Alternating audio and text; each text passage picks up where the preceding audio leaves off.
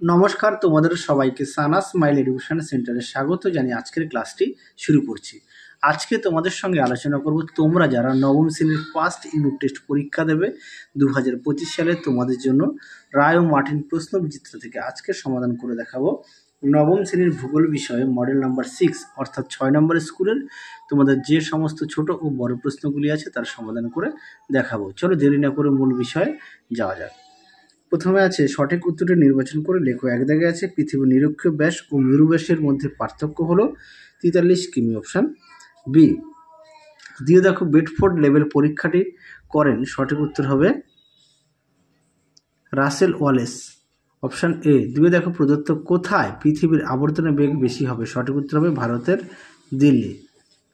চারে দেখো জলবিষু অবস্থায় সূর্যের পৃথিবীর যে রেখায় লম্বভাবে কিরণ দেয় তা হলো, সঠিক উত্তর হবে নিরক্ষ রেখা, অপশান সি। পরবর্তী প্রশ্ন দেখো কি আছে, 5-এর একটি আন্তর্জাতিক সম্পদের উদাহরণ হলো, সঠিক উত্তর হবে ওজোন স্তর, অপশান সি। 6 দেখো একটি অধাতব খনিজ হলো, সঠিক উত্তর হবে অপশান ডি অভ্র। 7 দেখো কালপক্কম পারমাণবিক বিদ্যুৎ কেন্দ্র যে রাজ্যে অবস্থিত তা হলো তামিলনাড়ু, অপশান এ। শুদ্ধ ও অশুদ্ধ লেখো। একে জিপিএস ব্যবস্থা 25টি উপগ্রহ দ্বারা গড়ে তোলা হয়েছে, এটা অশুদ্ধ। 2 দেখো অপসূর অবস্থানে পৃথিবীর আবর্তন বেগ কমে যায়, এটা শুদ্ধ। 3 দেখো পৃথিবীর মেরুরেখা তার অক্ষতলের সঙ্গে 23.5 ডিগ্রি কোণে হেলে থাকে, এটা অশুদ্ধ। 4 দেখো কয়লা উত্তোলনে ছত্তিশগড় রাজ্য ভারতের প্রথম, এটা শুদ্ধ। 5 দেখো ডিগবয় ভারতের প্রাচীনতম তৈলখনি, এটা শুদ্ধ।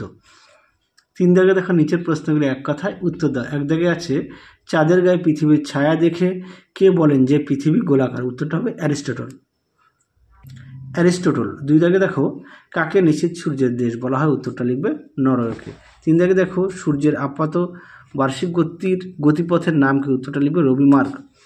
4 দেখো কোন প্রচলিত শক্তি ব্যবহারে পরিবেশে দূষিত হয় না, উত্তরটা লিখবে জলবিদ্যুৎ। পরবর্তী দেখো 5-এর সর্বোৎকৃষ্ট লৌহ আকরিক কোনটি, উত্তরটা লিখবে টাইটেরিয়াম। পরবর্তী প্রশ্ন দেখো 4 দাগের কি আছে, নিম্নলিখিত প্রশ্নগুলোর উত্তর দাও। প্রশ্ন মান হচ্ছে 2। একে আছে দিগন্ত রেখা কাকে বলে, দেখো প্রশ্ন উত্তর। দিগন্ত রেখা কাকে বলে, উত্তরটি এখান থেকে লিখবে, এই পর্যন্ত লিখবে, আমি মুখে বললাম না, তোমরা একটু দেখে নাও। চলো পরবর্তী প্রশ্ন দেখো, জিওড সম্পর্কে লেখো, দেখো প্রশ্ন উত্তর।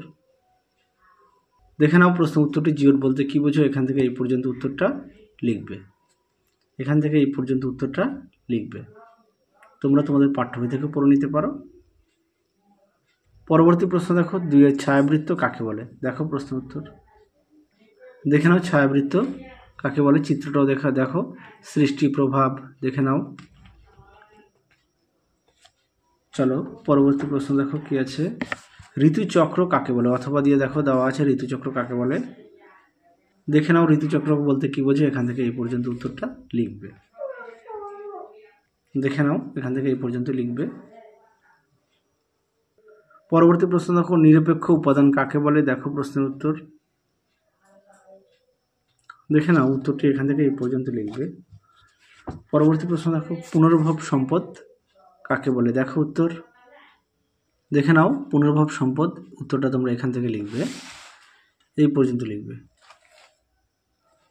উদাহরণ দেখে নাও অরণ্য, তৃণভূমি, মৎস্য সম্পদ প্রভৃতি। পরবর্তী দেখো 5-এর প্রশ্ন কি আছে, নিম্নলিখিত প্রশ্নগুলোর উত্তর দাও। 1-এর আছে জিপিএস এর ব্যবহার লেখো, দেখো উত্তর।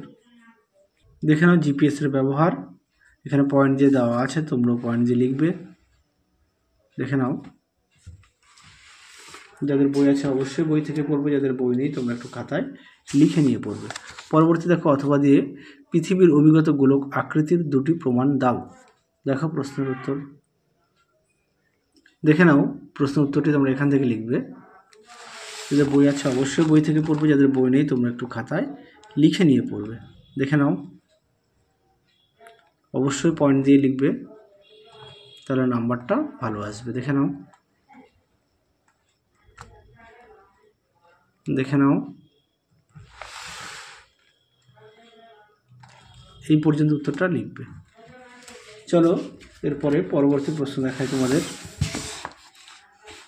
2 দেখো নক্ষত্র দিন ও সৌরদিনের মধ্যে পার্থক্য কত ও কেন, দেখো উত্তর। এখানে পার্থক্যটা আমি দেখিয়ে দিচ্ছি। হ্যাঁ, তোমরা পার্থক্য থেকে একটুখানি পড়ে নিয়ে লিখো। পরবর্তী প্রশ্ন দেখো, আবর্তন গতি ও পরিক্রমণ গতির মধ্যে পার্থক্য। দেখো প্রশ্নের উত্তর। অবশ্যই তোমরা বিষয়গুলো উল্লেখ করবে। আবর্তন গতি ও পরিক্রমণ গতির মধ্যে পার্থক্য দেখে নাও। যাদের বই আছে অবশ্যই বই থেকে পড়বে, যাদের বই নেই তোমরা একটু খাতায় লিখে নিয়ে পড়বে। চলো পরবর্তী প্রশ্ন দেখো, 3 দাগের সম্পদ সৃষ্টির উপাদানগুলি সম্পর্কে লেখো। দেখো উত্তর। সম্পদ সৃষ্টির উপাদানগুলি দেখে নাও, সুন্দর করে দেওয়া আছে, অবশ্যই তোমরা পয়েন্ট দিয়ে লিখবে। দেখে নাও, মানুষের ভূমিকা উপাদান রূপে দেখে নাও, অবশ্যই পয়েন্ট দিয়ে লিখবে। তোমরা এই পর্যন্ত পয়েন্ট দিয়ে লিখবে। পরবর্তী প্রশ্ন দেখো, প্রচলিত ও অপ্রচলিত শক্তির মধ্যে পার্থক্য লেখো। তার আগে বলি, তোমাদের আগের ভিডিওতে আমরা নবম শ্রেণীর সমস্ত বিষয়ের সাজেশান দেওয়া আছে, তোমরা যারা এখনও দেখোনি আমাদের প্লে লিস্টে গেলে পেয়ে যাবে। দেখে নাও প্রচলিত শক্তি ও অপ্রচলিত শক্তির মধ্যে পার্থক্য। অবশ্যই তোমরা সংজ্ঞাটাও উল্লেখ করবে, আর বাকিগুলো একটু দেখে নাও। যাদের বই আছে অবশ্যই বই থেকে পড়বে, যাদের বই নেই তোমরা একটু খাতায় লিখে নিয়ে পড়বে। আর তোমাদের আগের ভিডিওতে নবম শ্রেণীর ফার্স্ট ইউনিট টেস্টের বাকি সমস্ত বিষয়ে সমাধান করে দেওয়া আছে, তোমরা যারা এখনও দেখোনি আমাদের প্লে লিস্টে গেলে পেয়ে যাবে। আর তোমরা অবশ্যই পাশাপাশি পাঠ্য বইগুলো খুঁটিয়ে পড়ো। দেখে নাও, তোমরা পাঠ্য বই থেকেও পড়ে নিতে পারো। চলো পরবর্তী প্রশ্ন দেখো, 6-এর যে কোনো একটি প্রশ্নের উত্তর দাও। প্রশ্নের মান হচ্ছে 5। একে কি আছে, চিত্রসহ অপসুর ও অনুসুর ব্যাখ্যা করো। দেখো উত্তর। দেখে নাও প্রশ্নের উত্তরটি সুন্দর করে দেওয়া আছে, তোমরা অবশ্যই চিত্রটা উল্লেখ করবে। দেখে নাও, এটা দেওয়া আছে অপসুর অবস্থান, তা চিত্রটাও দেখে নাও, অনুসুর অবস্থান দেখে নাও। এছাড়া তোমরা পাঠ্য বই থেকে একটু বিস্তারিত আরও একটু পড়ে নিও। পাঠ্য বই থেকে বিস্তারিত আরও একটু পড়ে নিও। এই সেটের শেষ প্রশ্ন দেখো কি আছে, 2-এর সম্পদ সংরক্ষণের উপায়গুলি লেখো। খুব গুরুত্বপূর্ণ প্রশ্ন, পরীক্ষা কিন্তু খুব আসে প্রশ্নটি, অবশ্যই ভালো করে পড়বে। দেখে নাও সম্পদ সংরক্ষণের পদ্ধতি, দেখে নাও সুন্দর করে পয়েন্ট দিয়ে দেওয়া আছে, তোমরা অবশ্যই পয়েন্ট দিয়ে লিখবে। দেখে নাও,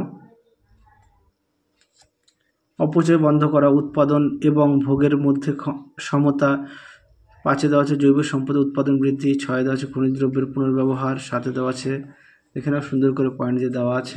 দেখে নাও বাকি পয়েন্টগুলো সুন্দর করে দেওয়া আছে, তোমরা অবশ্যই পয়েন্ট দিয়ে লিখবে, তাহলে দেখবে নাম্বারটা ভালো আসবে। এই পর্যন্ত লিখবে, তাহলে তোমাদের এই 6 নম্বর মডেল সেটে যে সমস্ত প্রশ্নগুলো ছিল সমস্ত প্রশ্নের উত্তরের সমাধান করে দেখিয়ে দিলাম। তোমরা অবশ্যই ভালো করে পড়ো। তাহলে আজকের মতো এখানেই সমাপ্ত করলাম, আবার দেখা হবে খুব শীঘ্রই তোমাদের পরবর্তী ভিডিওতে। তোমরা সবাই সুস্থ থেকো, ভালো থেকো। আজকের মতো টাটা।